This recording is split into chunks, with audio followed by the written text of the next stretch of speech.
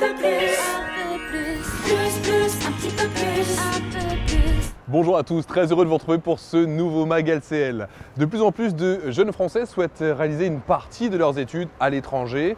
16% d'entre eux y font même un stage, un plus sur le CV. Dans ce cadre, l'ouverture d'un compte est-elle vraiment indispensable à l'étranger? Comment gérer ses comptes français depuis un autre pays? Combien coûtent les études et surtout comment les financer? Réponse tout de suite avec nos experts. Progresser dans une langue étrangère et découvrir une toute nouvelle culture, c'est une certitude. Partir et étudier à l'étranger présente de nombreux avantages. Elianique Aguado, bonjour. Bonjour. Vous êtes responsable du marché étudiant chez LCL. Merci d'être avec nous. On entend très souvent ici et là qu'il faut absolument ouvrir un compte quand on est à l'étranger. Mais au final, qu'en est-il? C'est un signe évident d'intégration.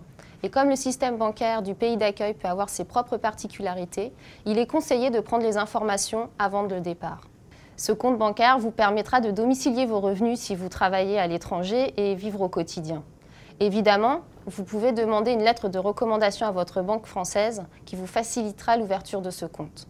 Alors comment gère-t-on ces comptes français depuis l'étranger? Est-ce si compliqué? Rien de plus facile.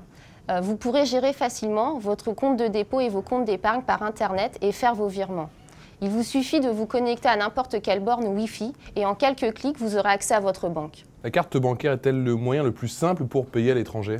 Oui, à condition que ce soit une carte bancaire internationale qui vous permet de retirer de l'argent dans les distributeurs et d'effectuer vos paiements dans les commerces. Dans les pays de la zone euro, le paiement est gratuit et le retrait se fait au même tarif que s'il était effectué en France. Dans les pays hors zone euro, outre le taux de change, les paiements et les retraits sont facturés. Petit conseil, certaines banques proposent des offres qui vous permettent de vous affranchir partiellement de ces frais. Renseignez-vous auprès de votre conseiller. Que faire quand le paiement par carte est impossible? Le virement peut être la solution pour disposer d'argent sur place. Pour que cette opération soit simple et rapide, vous devez connaître les coordonnées bancaires précises du destinataire. Attention, si le compte du bénéficiaire est situé dans un pays de la zone CEPA ou pas, le tarif sera différent. Là encore, certaines banques proposent des offres qui vous permettent de vous affranchir de certains frais. Alors vous parliez il y a quelques instants de la zone CEPA, c'est en quelque sorte l'Europe des paiements, c'est ça? C'est ça. C'est la zone dans laquelle les paiements dématérialisés les plus courants sont harmonisés. Elle est constituée de 31 pays. On y trouve bien évidemment ceux de la zone euro, comme l'Allemagne, l'Espagne, l'Italie, ainsi que les 10 États de l'Union européenne qui n'utilisent pas l'euro, comme le Royaume-Uni, le Danemark, la Suède, et puis aussi quelques États qui ne sont pas membres de l'Union européenne. C'est le cas notamment de la Suisse et de Monaco. Merci Elianique Aguado. Avant de parler du financement des études, on va à présent parler du coût, car forcément, étudier à Paris, en province ou à l'étranger, eh bien ce n'est pas le même budget, on voit ça dans notre focus.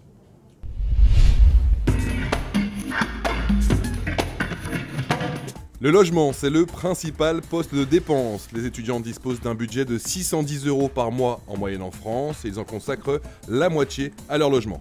Les étudiants devant faire face aux frais les plus importants se trouvent à Paris, avec un budget moyen mensuel de 970 €.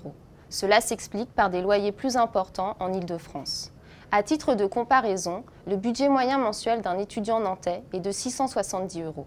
Si vous pouvez vous loger chez vos parents, ce budget tombe à 521 € pour un Parisien. Sachez qu'un étudiant sur 4 est obligé de travailler plus de 6 mois dans l'année pour pouvoir financer ses études. Et le financement des études, il en est aussi question pour ceux qui souhaitent tenter l'aventure à l'étranger. Là aussi, les disparités sont importantes selon la destination. 6 mois d'études en Espagne grâce à Erasmus coûtent bien moins cher qu'un MBA dans une prestigieuse business school américaine, pour lequel cela peut monter jusqu'à 35 000 €. Votre budget dépend du cadre de votre départ, de la durée de votre séjour à l'étranger et du niveau de vie local. D'après l'organisme Erasmus, comptez pour 9 mois hors frais de scolarité 5 000 € au Portugal ou en Allemagne, 6 000 € dans une petite ville d'Espagne, 9 000 € à Montréal, en Italie ou aux États-Unis, et près de 10 000 € en Grande-Bretagne, au Danemark ou en Suisse. Sans parler des billets d'avion, des éventuels frais de visa et d'assurance maladie.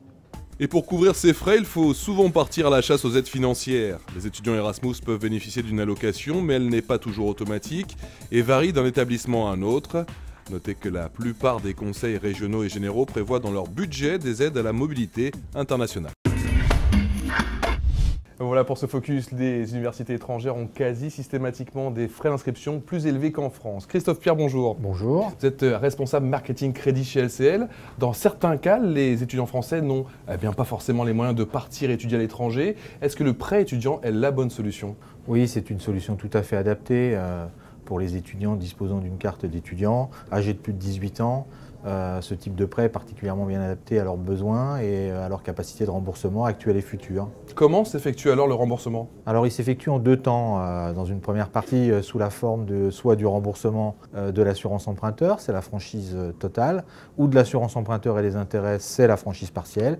Et puis dans un deuxième temps, à l'issue de leur diplôme, une fois en poche, par le remboursement du capital restant dû du prêt.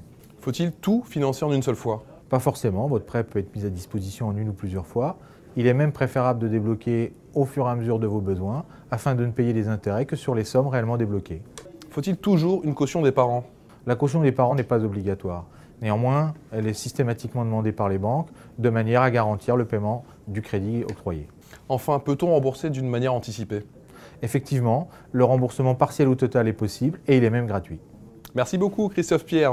Voilà, c'est la fin de ce mag. Merci encore de votre fidélité. N'oubliez pas de poser l'ensemble de vos questions sur la page Facebook LCL étudiant. Et moi, je vous retrouve très vite pour un tout nouveau mag.